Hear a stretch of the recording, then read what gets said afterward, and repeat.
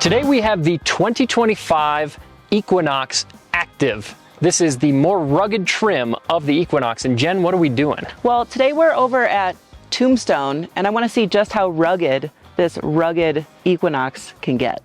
Let's check it out. Under the surprisingly heavy hood of the Equinox, we have a little 1.5 liter turbo 4-cylinder with 175 horsepower, 203 pound-feet of torque, made it to an 8-speed automatic transmission when it is in all-wheel drive form like this particular model is.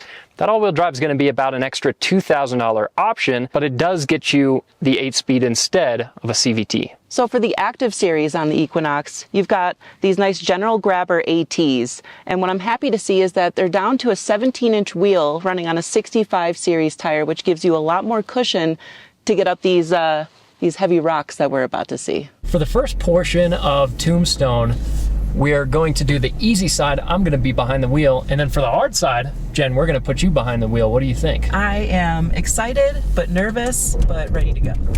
So already, I'm picking a hard line to try and get up some of the rocks at the very beginning here. We don't have a boatload of clearance or a boatload of underbody protection. So, you know, I think on the hard side, it'll make sense for me to get out and spot you. But at the moment, at least as far as going up the easy side is concerned, that was kind of the most difficult section. Right, we're crawling now. And the other nice thing too is... Spoke too soon. Oh yeah, maybe. We're getting a little articulated, but traction control kicking in there, getting us up. Now it's not a system that works effortlessly, because as you can see, we'll get a little hung up on some of these features and then eventually it figures it out. Yep. So some of the more aggressive systems out there on some of the more capable even crossovers will work almost instantly. This one, it's taking a little bit of time.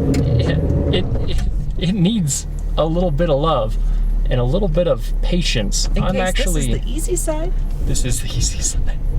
I'm gonna take a slightly different line here because we're working this pretty hard. Oh man. All right, let's keep trying some slightly different lines to see if anything we do will get us up this. The other thing here is that my visibility from the front is a little covered by the hood. A bit, yeah. So from the driver's seat, it's not the easiest to tell what it is that you're driving over. Then again, I think what we're doing right now is in the pretty small minority of what most people with these vehicles are going to try. I agree. So what now, seeing that going up the easy side, is your feeling about trying the hard side? Well, I don't think it's going to exceed with flying colors, but I think we still might be able to get up. I think it's worth a try, and especially on the hard side, if we don't pick the hardest possible line, I think that would be to our benefit. This package is a largely visual package. Yeah, I would agree. The aggressive tires definitely help. It makes a difference. I do also like the fact that we have this front camera here. As far as visibility is concerned, that is pretty helpful. GM does tend to do a pretty good job with their camera systems. The tech is pretty nice. I was going to mention this camera. Also, the 360 view is also pretty helpful. Yeah, and there's a bunch of stuff that we can kind of switch between. Oh, look at that. Yeah, so that's all pretty nice. But again, as far as the hardware is concerned, especially in the drivetrain, you know, this is not going to be a Bronco Sport type vehicle with a center and even a rear locker. This is going to be a more traditional all-wheel drive system with, granted, some more aggressive tires and pretty grippy, but agreed. It's nothing too crazy. No. On the way down, no issues. We're really not struggling for clearance a whole lot. I'm not hearing us hitting bottom. No. Be interesting to see if that is still the case when you do the hard side. I'm very intrigued. Yeah. And two, I'll jump out and spot you to see if we can find a line to get you up that side. Beautiful. As for style on this Equinox Active, the car looks really good on these all-terrain tires. I also love this cacti green with a white roof, white mirror caps, and a floating roof design. I would especially love it if they also went white on the wheels to tie it into the roof, because that would look really cool. But otherwise, the Equinox, good proportions, a lot of similar design language that we're seeing from other Chevy products in the line. It's not bad at all. Stepping inside of the Equinox, we've actually got a pretty nice interior. What do you think? This is extremely comfortable. They call this maple syrup. Yeah. Inside, which is pretty cute. Yeah, I like the two-tone. It gives this a little bit more life, because a lot of interiors, when they're all monotone, it's not that much fun, but we've got different colors and some cool textures. Texture, which is nice to see. Yeah, textures. We've also got some interesting patterns that are built in around the vents here on this piece of dash trim. I also really do like these GM vents that have almost a turbine kind of shape to them, and then if you close them, you spin them like that. Pretty neat little piece. And then some really impressive screens. Yeah, we got an 11.3-inch infotainment screen, which is pretty big. Yeah, and then an 11-inch instrument cluster directly in front of you. Screens are really sharp. They look good. And this is even standard stuff on the base model of this car. We've also got some nice features like our heated and ventilated seats. Ventilation, that is the key thing in today's day and age. Yeah, you've also got a heated steering wheel there as well. I will say that in the console here, it does look a little bit blank. We've got this one mode selector, but not much else. I don't know, maybe for some people that might be a pro and upside when a lot of cars these days have tons and tons of buttons. But there is this gloss black on the center console, and I don't know, I always find that it's a little hard to keep it clean. Not a fan. It attracts dust, is what I see.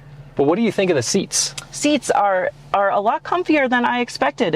Even just sitting down immediately, I'm feeling a lot of cushion. It's not so stiff. Very comfortable. Yeah, and some two-tone on the seats. It also says active here on the headrest, which is the trim level that we're in, and it's a pretty cool material as well. So I think in general they've done a pretty good job on materials inside here.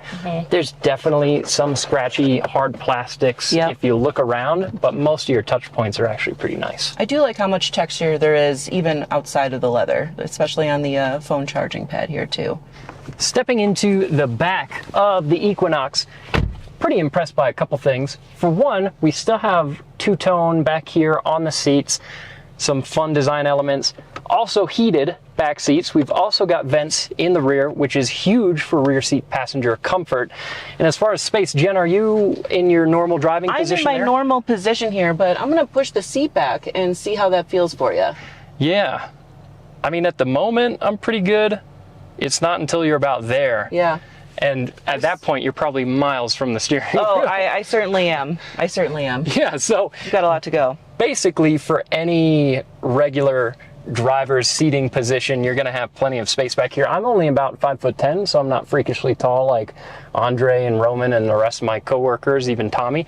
But I fit back here fine, and I think unless the person in the front seat was like 6'6", most people would have enough space back here. Could you do a road trip in this car, you think? I definitely could, again, especially with the heated seats, the vents back here, 2 USB-C ports, and then also a flat floor, which is pretty nice. Oh, yeah.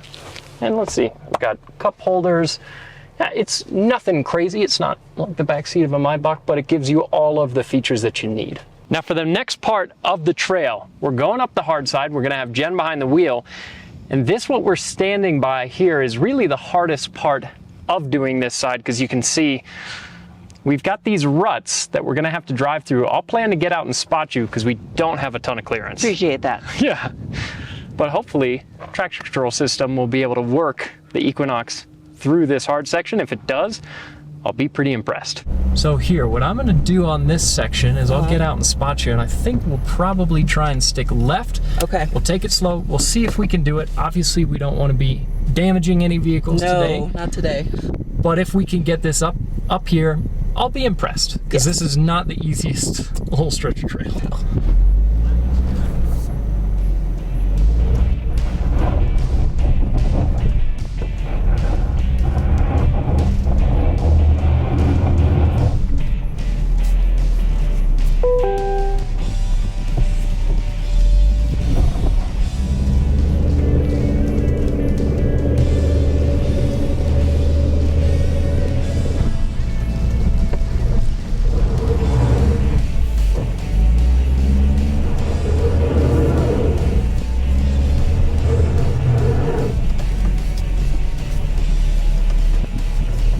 Go back about a foot.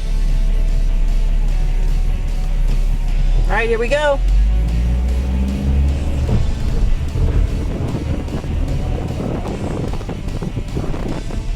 Let's try one more time. All right, here we go.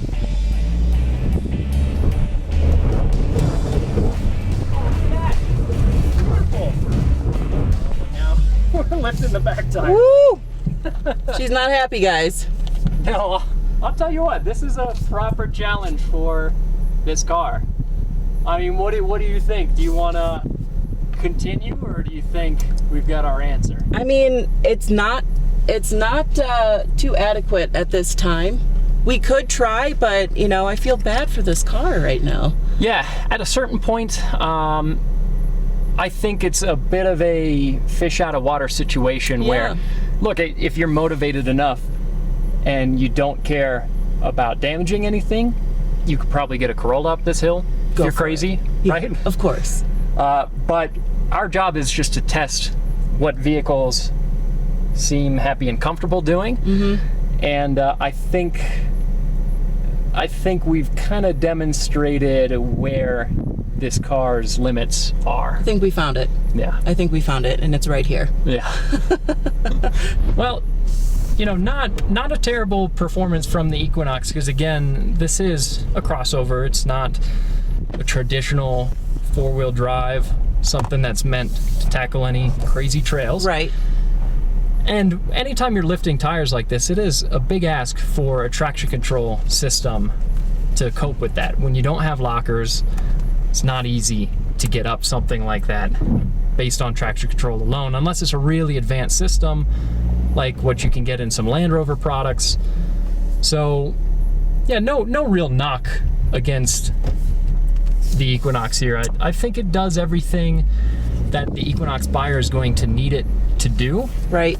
If you want to get to a trailhead to go camping, or get to some spot where you're trying to hike, then this car is going to be perfectly adequate.